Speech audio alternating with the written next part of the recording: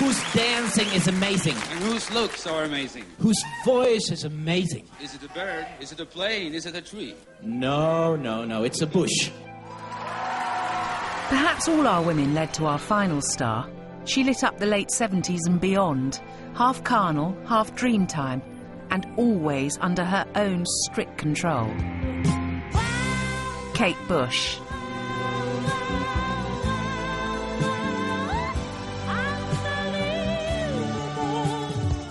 I can't think of anything before Kate Bush that was like Kate Bush.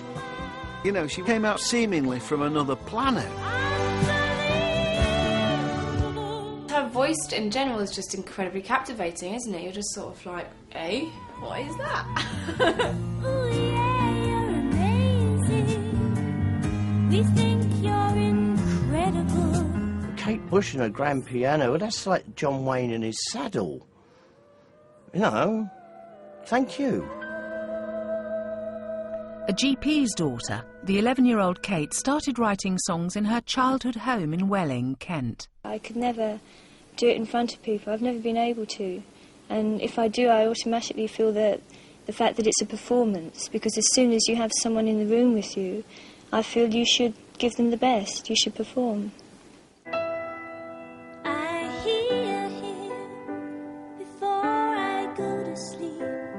They were very, very quirky at that age, and then around about 13, 14, they started to take a structure musically and in the lyric content. And so something like Man with a Child in His Eyes was showing the potential of her music. He's here again, the man with a child in his eyes. A demo tape found its way to EMI. I remember when I got into EMI, there was literally a mantra, birds don't sell. It struck me that she was so unusual. The songs were unusual, the voice was unusual, everything was pretty well unique. I signed the contract, and there was just feelings that we weren't sure how to handle it. I mean, I myself felt that I was very young at that time. Signed at 16 and given 18 months to learn exactly how to be Kate Bush, she released her first single in 1978. Out on the winding, windy moors, we'd roll and fall in green. When I first heard the finished version of Wuthering Heights, I thought, this has got to be a hit single. And I remember at the time that she had some disagreements with the people at EMI about which should be the first single. She just put her foot down, and I gave in. I hated you. I said, we'll put Wuthering Heights out, it won't work, and then you'll have learned a lesson. And of course, I was 100% wrong, and she was 100% right. Walking through the heights, he's still. Still can feel come over. So cold, let me in your window. The day after she'd been on Top of the Pops, everybody at school was saying, yeah, who was that girl?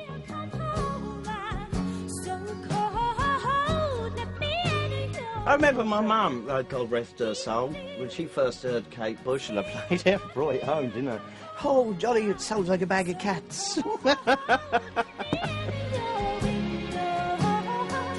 At first it seemed absurd, though. Heathcliff, way up there.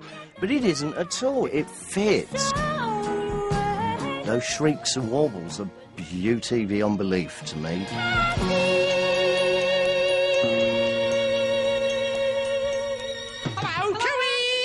We've also got for you 4, not 1, 4 Kate Bushes. With success, Kate found herself on the old promotional treadmill. Hello, I know it's back to school for a lot of you, and I hope you're not too excited about that to enjoy the programme. I'm very happy today because my guest is Kate Bush. Welcome, Kate. Hello. But Kate and Light Entertainment were at times a bizarre mix.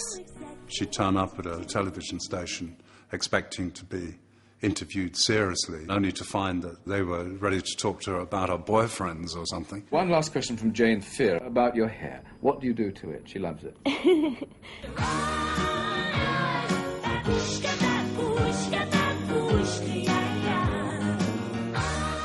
In 1979, Kate was to prove she was more than mime, music and song.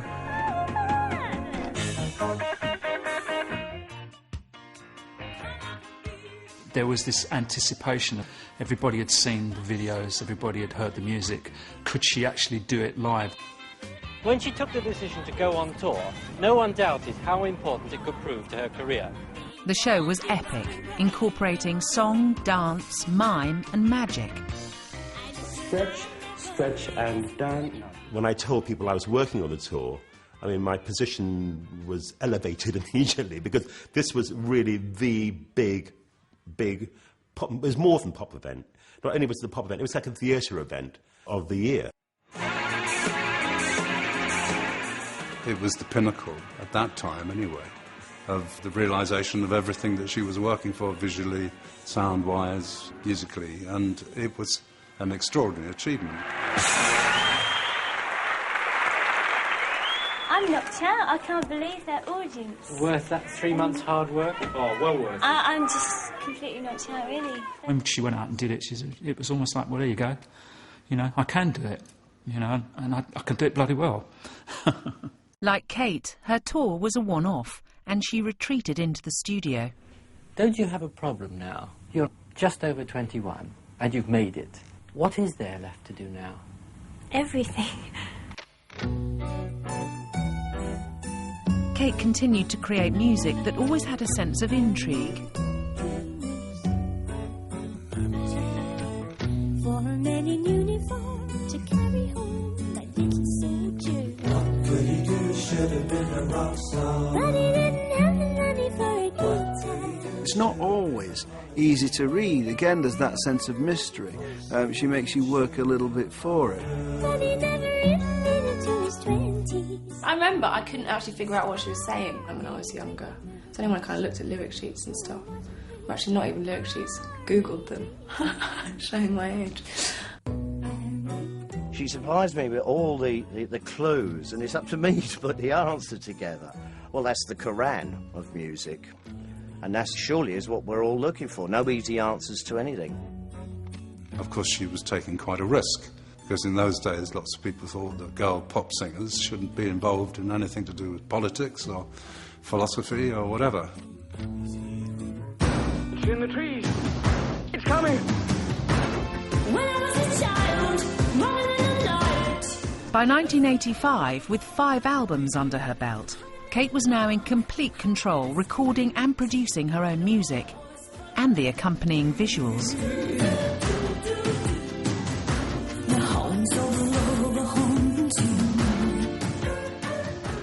You're a very determined girl. You went away on your own terms to make this LP, didn't you? What makes your studio special for you? Well, it's got all the environmental things that we want, the right kind of sounding rooms, and it's what we want, which is why we did it.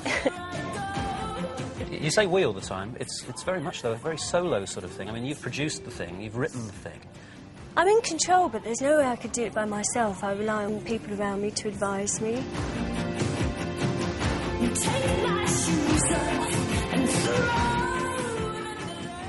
I think she was one of the first female artists that started a sort of creative community around her and controlled it and shaped it, really, and was just unafraid to experiment, for better and for worse. Stepping out of the public eye and into her own creative world meant Kate made herself unintentionally even more mysterious. If there is a reluctance to get involved with the media, it's because she doesn't want to play with the bullshit. And through those years where people say, you know, she hid away from the world and so on, she was just making records. It might take 10 years to do it. And then that's the way she works, that's the way she works.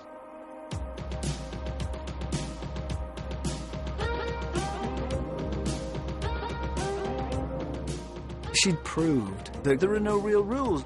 If you want to do it this way, you know, do it absolutely in the personal way that you see it. And I think that a lot of artists found that incredibly empowering.